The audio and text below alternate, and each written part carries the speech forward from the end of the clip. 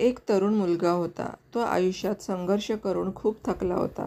त्याला पैसे कमवण्याचा कोणताच मार्ग सापडत नव्हता. म्हणून तो खूप निराश झाला आणि त्याने आत्महत्या करण्याचा निर्णय घेतला. आणि आत्महत्या करण्यासाठी तो जंगलात गेला.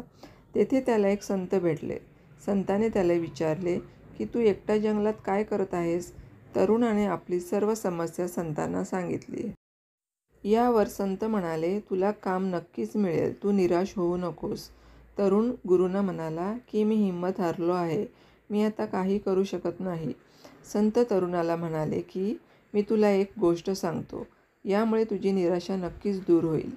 तर गोष्ट अशी आहे की एका लहान मुलाने एक बांबूचे आणि एक निवडुंगाचे झाड लावले. तो लहान मुलगा रोज दोन्ही झाडांची देखरेख करायचा. 1 वर्ष असेच निघून गेले. निवडुंगाचे झाड टवटवीत दिसू लागले, पण बांबूचे झाड जसे होते तसेच राहिले. तरीही तो मुलगा निराश झाला नाही आणि तो दोन्ही झाडांची काळजी घेतच राहिला. असेच काही महिने निघून गेले, तरी काही बांबूचे झाड वाढत नव्हते. तो मुलगा तरीही निराश झाला नाही. त्याने झाडांची निगा राखणे सुरूच ठेवले. काही महिन्यानंतर बांबूचे झाड वाढू लागले आणि ते टवटवीत पण दिसू लागले आणि काही दिवसातच निवडुंगाच्या झाडापेक्षाही मोठे झाले. म्हणजेच बांबूचे झाड आधी आपले मूळ मजबूत करत होते, म्हणून त्याला वाढायला थोडा वेळ लागला.